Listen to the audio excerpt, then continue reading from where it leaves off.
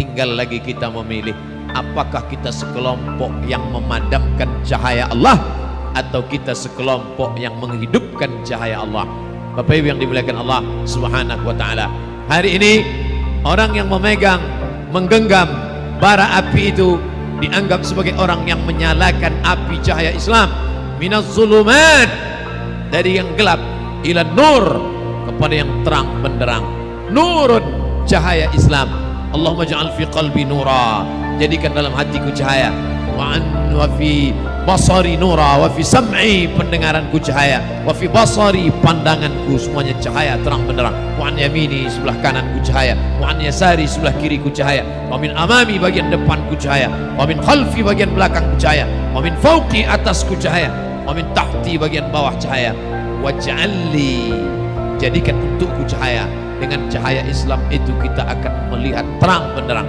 Man qara'a surat Al-Kahfi yaumal Jumu'ah, siapa yang baca surat Al-Kahfi malam Jumat, mulai ba'da maghrib menjelang Isya, tidak sempat karena kita pengajian, habis Isya ada lagi pengajian, nanti malam tak juga sempat, besok pagi sibuk juga, menjelang Jumat sibuk juga, setelah Jumat sibuk juga, masih ada waktu sampai tenggelam matahari ba'da asar, sampai asar tak juga baca, setelah asar diberikan Allah 24 jam waktu. Siapa yang membaca surat Al-Kahfi ini, Allahu lahu min nur, diberikan Allah dia nur cahaya, ma bainal jumu'ataini, antara dua Jumat, dia diberikan pencerahan dan likeness sehingga hatinya terang. Semua orang gelap, semua orang tak dapat menengok jalan, tapi dia bisa. Cahaya itu datang dari siapa? Allahu nurus samawati wal ard, Allah yang memberikan cahaya kepada langit dan bumi. Mathalu nurihi kamishkatin fiha misbah, perumpamaan cahaya itu seperti lampu, al-misbahu fi zujajah, yang berada di dalam kaca, lalu kemudian dia terang benderang, dapat menerangi sekelilingnya. Menjadi kepala rumah tangga yang bercahaya, istrinya ikut terang, anaknya ikut terang. Menjadi anak muda yang bercahaya, kawan-kawan di kampusnya, di sekolahnya ikut menjadi terang. Menjadi guru, wali kelas yang bercahaya, murid-muridnya ikut terang. Menjadi kepala sekolah yang bercahaya, maka kepala sekolah, wakilnya, guru-gurunya, lingkungannya ikut mendapatkan penerangan cahaya. Itulah yang kita minta kepada Allah Subhanahu wa taala. Tapi hari ini, dari dulu sampai sekarang, sampai besok, sampai zaman anak cucu kita, tetap selalu ada dua kelompok. Kelompok yang memadamkan cahaya Allah, kelompok yang mengangkat nurun cahaya Allah Subhanahu wa taala. Kita tinggal pilih. Wa nafsi wa ma sawaha, demi jiwa, jiwa Abdul Somad yang berada di simpang jalan. Fa alhamaha fujuraha, kau berada di belok kiri. Wa taqwaha, atau kau pilih yang kanan. Kau pilih kiri, resiko. Kau pilih kanan, resiko. Alladzina amanu wa amilus shalihat, orang-orang beriman dan beramal saleh, ulaika ashabul jannah, tempat mereka surga. Walladzina kafaru wa kadzdzabu biayatina, orang-orang yang kafir dan mendustakan ayat kami, ulaika ashabun nar, mereka penghuni neraka, berada di simpang jalan.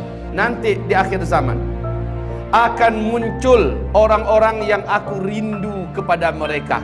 Mereka adalah saudara-saudaraku. Para sahabat bertanya, ya Rasulullah, bukankah kami saudara-saudaramu? Kata Rasul, kalian adalah sahabat-sahabatku. Adapun saudara-saudaraku adalah yang nanti datang di akhir zaman. Mereka tidak pernah berjumpa dengan aku. Kalau kalian malah hari-hari bersama saya. Mereka tidak pernah menyaksikan mukjizat, mereka tidak pernah menyaksikan wahyu turun, dan mereka tidak pernah berperang bersama aku.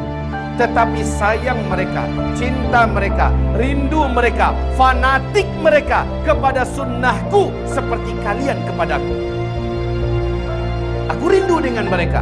Siapapun di antara mereka yang mengamalkan satu amalan yang pada hari itu umatku pada rame-rame menguburnya, umatku rame-rame mematikannya, justru mereka yang membangkitkannya dan menghidupkannya, pahala mereka 50 dari kalangan kalian. Satu hadis sahabat bertanya, khamsina rajulan minna am minhum ya Rasulullah, 50 dari kami atau 50 dari mereka ya Rasul? Rasul menjawab, bal minkum, 50 nilainya daripada kalian, 50 kalian, satu orang dari mereka. Generasi akhir zaman, Orang-orang yang fanatik dengan pola dan cara hidup beragamanya para sahabat, direkomendasi oleh Rasulullah, mereka seperti itu di akhir zaman, kelipatannya 50 kali para sahabat di segi nilai dan pahala. Allahu Akbar. Kelompok kedua dari umat Nabi, kita baca ayat yang ke-101. Dan na'udzubillah, kita berlindung pada Allah dari tipikal yang kedua ini. Wa mimman haulakum minal a'rabi munafiqun. Di antara sekeliling kamu, hai Muhammad, dari kalangan orang-orang Arab adalah orang-orang munafik. Jadi ikut pengajian juga. Ikut pengajian juga. Ilir mudik juga bersama Nabi dan para sahabat, tetapi mereka munafikun.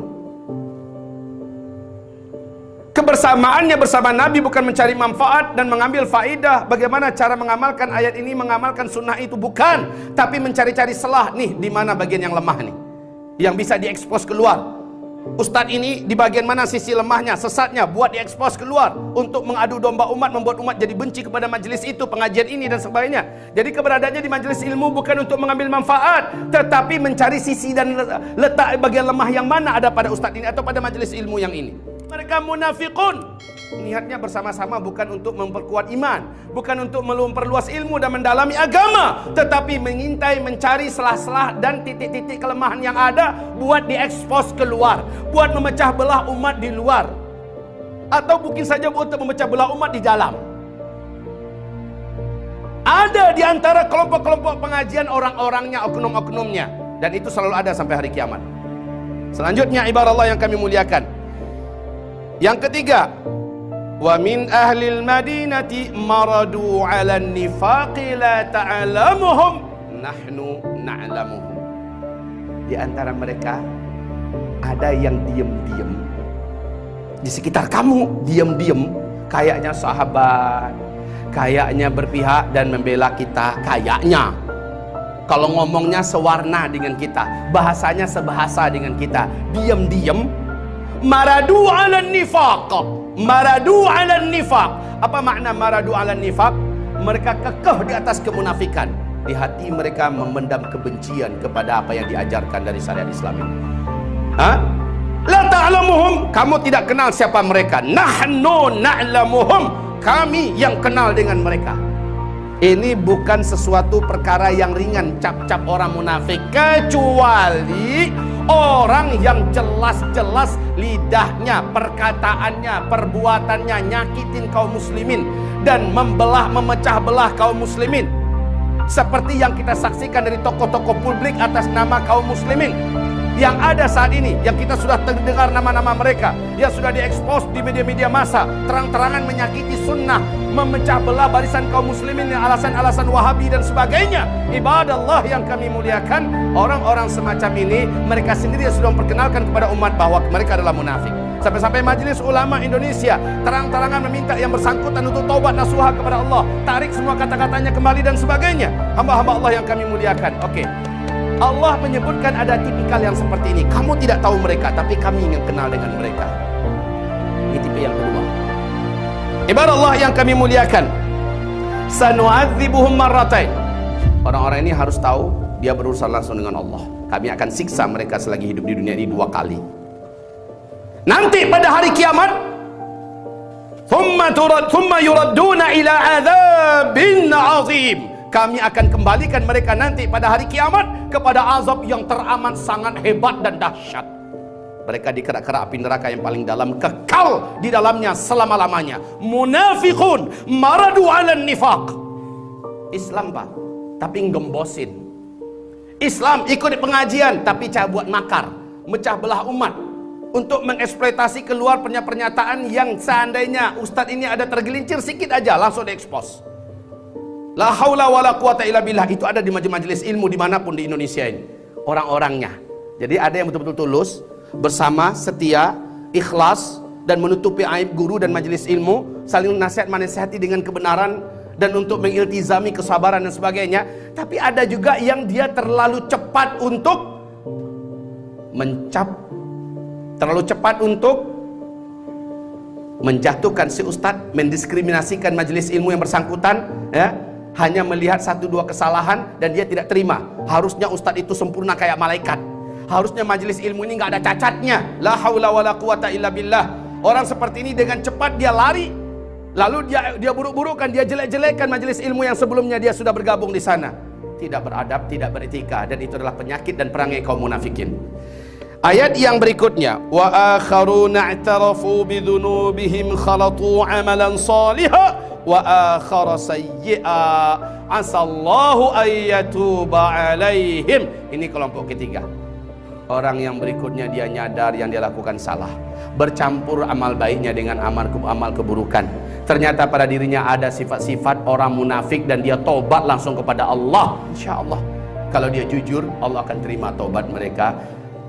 Sifat-sifat munafik mereka Allah bantu untuk dikikis. Syaratnya adalah rujuklah kembali kepada amalan para sahabat.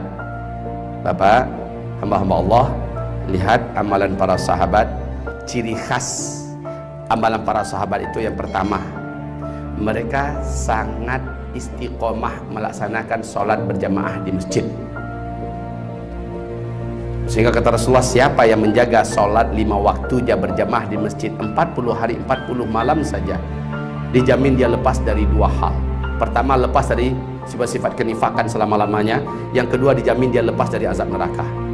Ini ciri khas para sahabat, mereka tidak mau meninggalkan sholat berjamaah di masjid.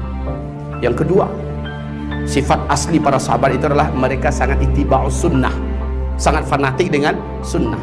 Apapun yang namanya sunnah, baik dari segi penampilan, dari segi cara bicara, dari segi muamalah di pasar, dari segi apa saja, mereka pasti akan fanatik dengan sunnah. Mereka lihat dulu sunnahnya gimana, sunnahnya gimana. Yang ketiga, mereka sangat komitmen menjaga tilawatul Quran.